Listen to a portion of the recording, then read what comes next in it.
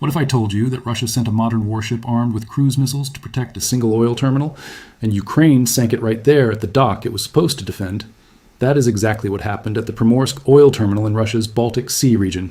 This is not just another drone strike story. This is about a fundamental failure of Russian naval strategy.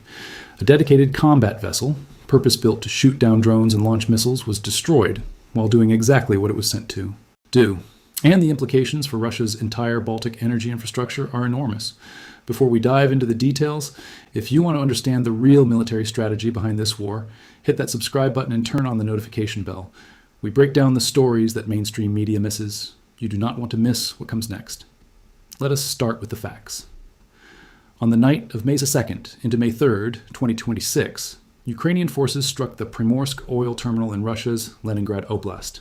According to Ukraine's Special Operations Forces, the operation was conducted jointly with the Security Service, Military Intelligence, the Unmanned Systems Forces, and the State Border Guard Service, 5 separate branches of Ukraine's defense and security apparatus coordinating a single overnight strike.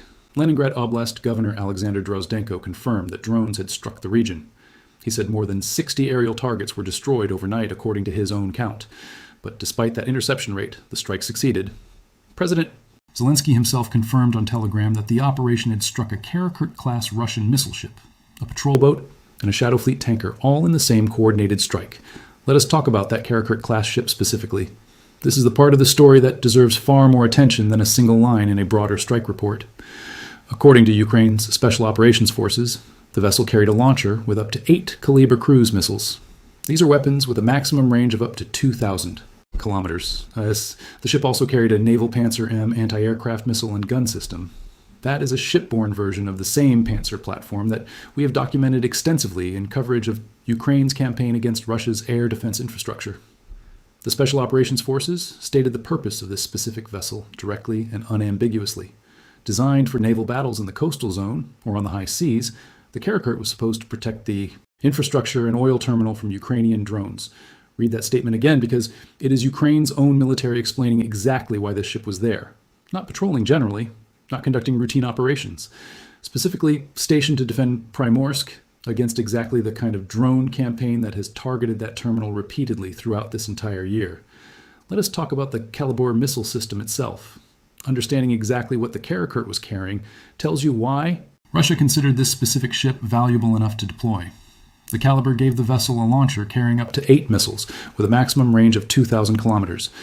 This is the same missile family that Russia has fired at Ukrainian infrastructure throughout this war. A submarine and surface-launched cruise missile capable of striking targets deep inside Ukraine from a ship that never needs to leave the relative safety of Russian coastal waters. A Karakurt-class corvette stationed at Primorsk was not purely a defensive asset. It represented a dual-purpose deployment, providing air defense coverage for the terminal while simultaneously functioning as an offensive strike platform capable of launching its own missiles at Ukrainian targets whenever operational requirements called for it. That dual role helps explain why Russia would commit a vessel this valuable to a single terminal's defense. The ship was not simply sitting idle as a bodyguard. It was providing genuine offensive capability to the broader war effort while also protecting Primorsk. Let us talk about what a Karakurt-class corvette actually represents inside Russia's naval order of battle. The Karakurt class, roughly 67 meters in length, represents a relatively modern class of small missile corvette. Russia has been building them specifically for coastal and nearshore combat operations, prioritizing missile firepower and reasonable stealth characteristics over the larger size and longer endurance of a full frigate or destroyer. Equipping one with both a full Kalibr cruise missile battery and a dedicated Pantsir-M air defense system represents a genuinely serious combat platform. This was not Russia sending an outdated Soviet-era relic to sit near an oil terminal as a symbolic gesture. It was a purpose-relevant, reasonably modern naval combatant, specifically equipped with the exact air defense capability that should have given it a real fighting chance against an incoming drone swarm. If you are finding this breakdown useful, please drop a like on this video. It genuinely helps push this content out to more people who need to understand what is really happening in this war. And drop a comment below. Let me know if you think Ukraine's strategy of targeting Russia's energy infrastructure is working. Let us talk about the broader Karakurt program inside Russia's Navy. This specific class of vessel represents a genuinely significant, relatively recent investment in Russian shipbuilding. Russia began constructing the Karakurt class in the mid-2010s, specifically as a modernization program intended to provide a modern missile-armed coastal combatant that could be built more quickly and cheaply than a full frigate while still carrying genuinely serious offensive firepower. The class was specifically designed with Russia's more constrained post-2014 shipbuilding capacity in mind. This followed the loss of Ukrainian gas turbine engine supplies that had previously powered many of Russia's larger surface combatants. A vessel from this specific, relatively modern, and deliberately prioritized shipbuilding program being destroyed at Primorsk represents a loss of genuinely current-generation naval capability, not an aging holdover that Russia could write off as expendable legacy equipment. Let us talk about what actually happened to that ship. Ukraine's own account of the operation makes clear this was not a glancing blow or a near miss. The Karakurt was damaged in the same coordinated strike that hit the terminal's tank farm and loading infrastructure. NASA's own satellite fire detection system recorded the resulting blaze independently of either government's own account. That is the same kind of third-party verification we have relied on throughout coverage of this entire campaign. Zelensky's own public confirmation named the Karakurt specifically among the vessels struck that night, alongside a separate patrol boat and a Shadow Fleet tanker. Russia lost in a single overnight operation its dedicated missile and air defense combatant, a separate patrol vessel providing additional coverage, and a piece of the commercial Shadow Fleet we have documented extensively, all at the exact location where Russia had specifically concentrated naval combat power to prevent precisely this outcome. Let us talk about this specific commercial vessel struck in the same operation. We have documented Ukraine's broader Shadow Fleet campaign extensively. This specific tanker's inclusion in the same strike as the Karakurt tells you something about how Ukrainian targeting planners think about combining military and economic objectives within a single operational window. Striking a Shadow Fleet tanker in the exact same coordinated operation that destroyed the naval combatant defending the terminal, that tanker was likely there to load, represents a genuinely efficient use of a single overnight strike package, degrading Russia's military naval presence, its commercial export capacity, and its fixed terminal infrastructure all in one coordinated operation rather than requiring 3 separate missions to achieve the same combined effect. Let us talk about the independent analysis we have referenced in prior coverage of Primorsk.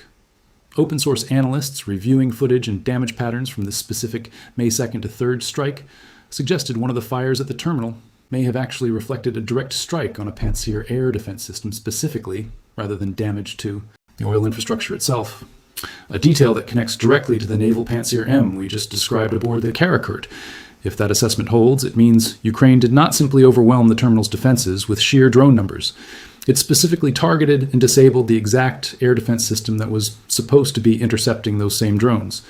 The same decoy and saturation doctrine we have documented against Pantsir systems, nationally applied here in a naval context against a system mounted on a warship rather than a ground-based launcher. Let us talk about the specific drone count. Governor Drozdenko cited more than 60 aerial targets destroyed in a single overnight operation over one region. That tells you something important about the scale of resources Ukraine committed to this specific strike. That figure compares directly to the roughly 150 drones we have documented Russia intercepting during more recent strikes in early August. It suggests the May 2nd to 3rd operation against Primorsk specifically involved a similarly large-scale drone commitment consistent with the same saturation approach we have documented throughout coverage of Ukraine's deep strike campaign all year. 60 drones intercepted by Russian air defense in a single region on a night that still ended with a warship destroyed, a patrol boat hit, a tanker struck, and terminal infrastructure damaged. That illustrates precisely the mathematical reality we have explained repeatedly throughout this entire series. Even a genuinely substantial interception performance does not guarantee protection for the specific priority targets sitting behind that defensive screen. If you have made it this far, you are a real one. This is the kind of deep analysis that most channels skip. They give you the headline. We give you the context. If you want to stay informed, please share this video with a friend. The more people who understand what is happening, the better prepared we all are. Let us talk about the Finnish dimension of this specific incident. Finland's Ministry of Defense stated it suspected an unknown drone had violated Finnish airspace during the same overnight operation. Finland's Air Force spotted a UAV flying near the border in the direction of Russia. The incident was under investigation by the Finnish border guard.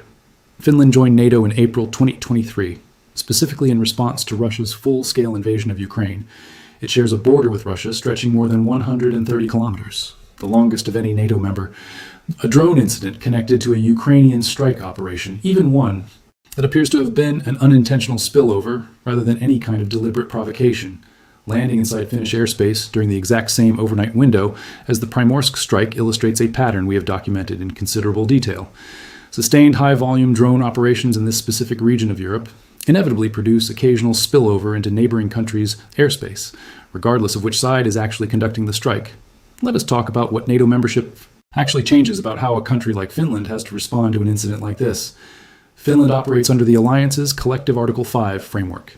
Any confirmed deliberate incursion into its airspace carries genuinely different diplomatic and military weight than a similar incident affecting a non-aligned state. That is precisely why the careful investigative language we already noted from Finland's Ministry of Defense and Border Guard matters so much, describing this as a suspected violation under active investigation rather than a confirmed deliberate incursion.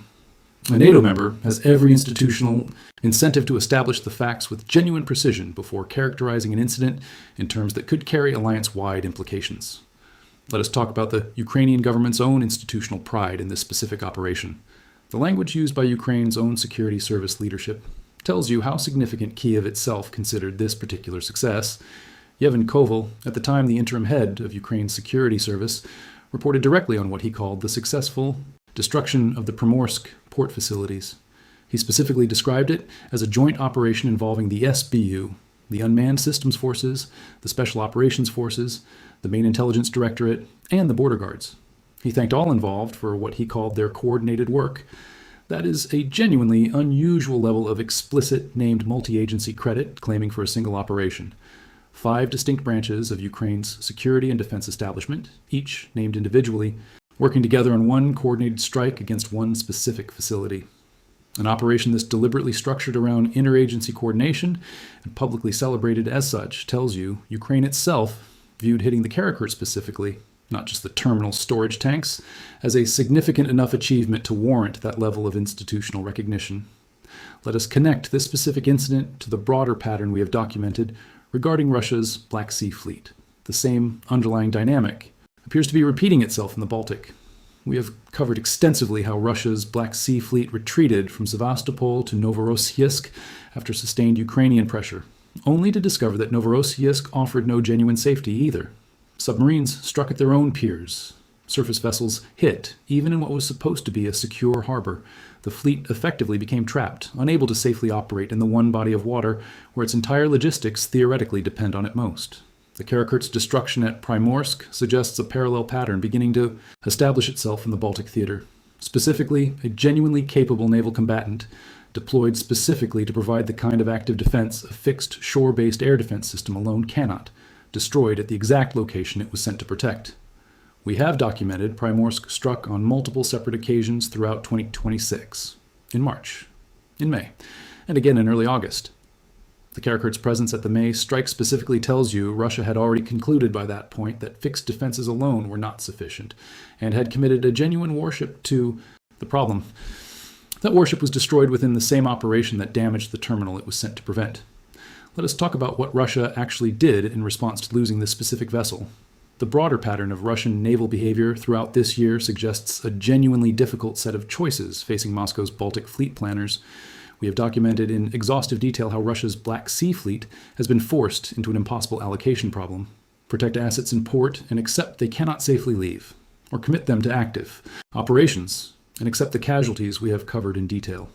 The exact same dilemma now appears to extend to the Baltic. Russia's Baltic Fleet, considerably smaller and less combat-tested across this specific war than its Black Sea counterpart, now has to weigh whether committing additional Karakurt-class or similar combatants to directly defend terminals like Primorsk is actually a rational use of increasingly scarce naval assets, given that the first such deployment ended with the vessel destroyed at its own assigned station, or whether Russia's Baltic energy infrastructure simply has to accept operating without dedicated naval protection, relying entirely on the same fixed, ground-based Pantsir and radar systems we have documented being systematically dismantled nationally throughout the year. Let us talk about what this specific episode suggests for Russia's other Baltic infrastructure beyond Primorsk itself. We have already documented Ust-Luga, sitting roughly 80 kilometers south along the same coastline, absorbing a comparable pattern of sustained strikes throughout this year. If Russia's own naval planners concluded following the Karakurt's loss that dedicating scarce modern combatants to directly defend individual terminals represents an unsustainable trade of valuable ships for uncertain protective benefit, That calculation almost certainly extends to Ust-Luga and every other Baltic-facing facility we have covered in broader reporting on Russia's export network.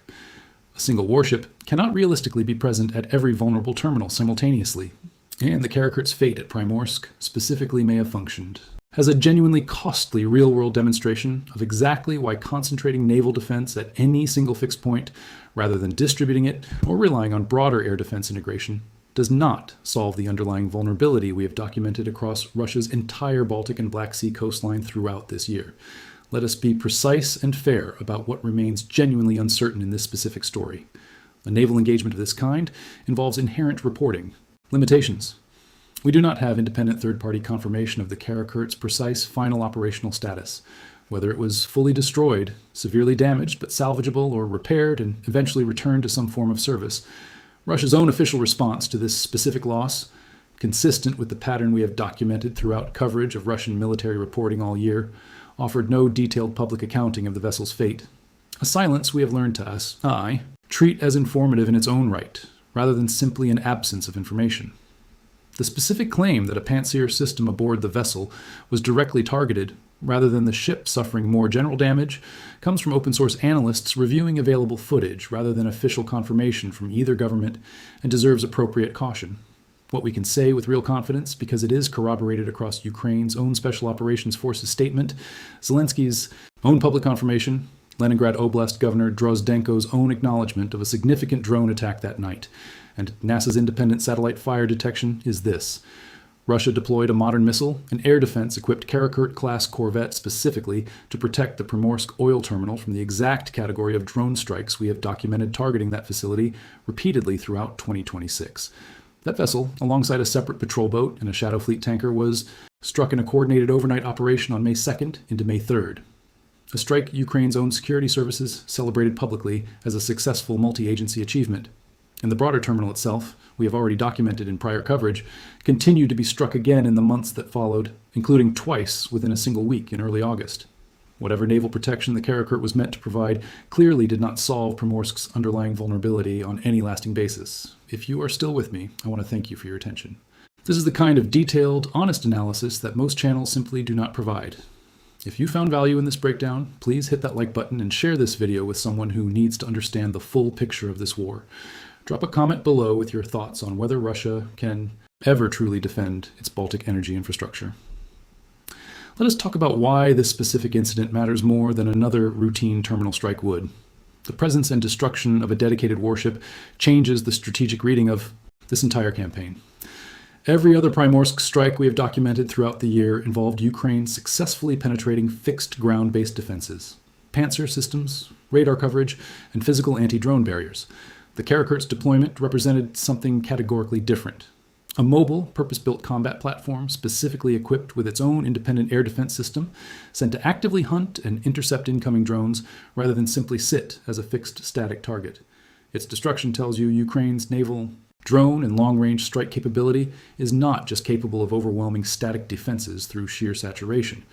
It is now capable of defeating a dedicated mobile naval response specifically designed and deployed to counter exactly that threat.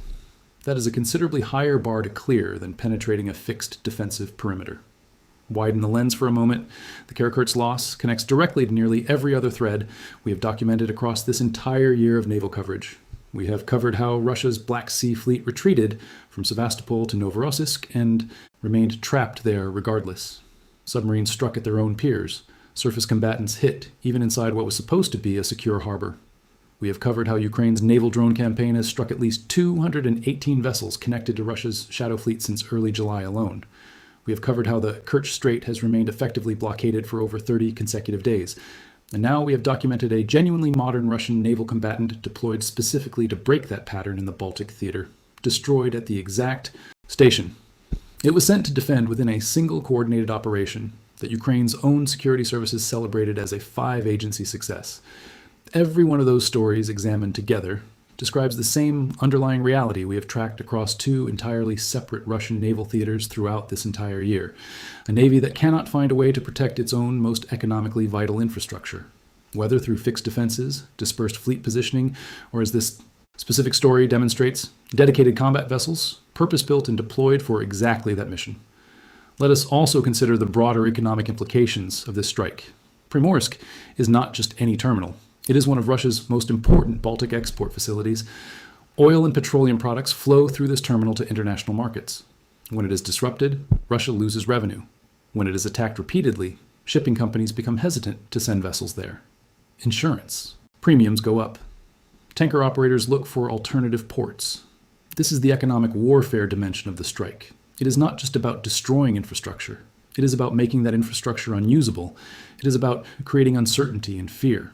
It is about showing that no Russian port is safe from Ukrainian drones. This is a strategy that Ukraine has been applying systematically across Russia's entire energy infrastructure network. And Primorsk is one of the most significant nodes in that network. The strike also has implications for Russia's ability to project naval power in the Baltic.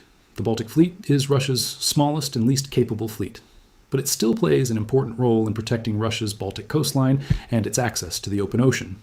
Losing a modern corvette like the Karakurt is a significant blow to that fleet. It reduces Russia's ability to conduct offensive operations. It reduces Russia's ability to defend its own waters. It forces Russia to rethink its entire naval posture in the Baltic. This is not just a tactical loss, it is a strategic setback. Let us also think about the human element.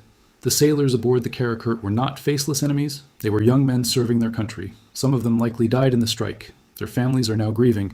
This is the tragedy of war. It is easy to talk about military strategy and economic impact. It is much harder to talk about the human cost. But that cost is real, and it should never be forgotten. Every death in this war, on either side, is a tragedy. Every family that loses a loved one carries that pain forever. This is why we must always hope for peace, even as we analyze the military realities of the conflict. Here is the assessment I want to leave you with. 900 kilometers, not 1,400, separates Primorsk from Ukraine's nearest border point, a distance we have now confirmed through multiple independent sources rather than the conflated figure attached to this story's original framing. But the more significant number is not a distance at all. It is 0. The number of successful sustained defenses Russia has managed to establish at this specific terminal across an entire year of repeated strikes. Fixed air defense. Systems degraded by the same national campaign we have documented in exhaustive detail. And now a dedicated naval combatant sent specifically to solve the problem those fixed defenses could not, destroyed within the same operation it was meant to prevent. Russia sent a warship to protect an oil terminal. Ukraine sank the warship at the terminal. Whatever comes next in Russia's search for a way to actually defend this specific stretch of Baltic coastline, the Karakurt's fate this past May stands as a genuinely clear answer to the question of whether more naval firepower alone was ever going to be the solution. The answer is no. And that answer has profound implications for Russia's entire energy export strategy. If Russia cannot protect Primorsk, can it protect Ust-Luga? Can it protect any of its Baltic ports? The answer appears to be no. And that is a strategic vulnerability that Ukraine is exploiting with devastating effect.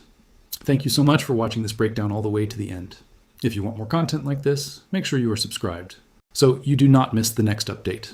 Drop a like if you learned something new. Drop a comment with your thoughts on Russia's naval strategy in the Baltic, and share this video with someone who needs to understand the full picture of this war. This is not just a conflict, it is a turning point in history, and you are watching it happen in real time.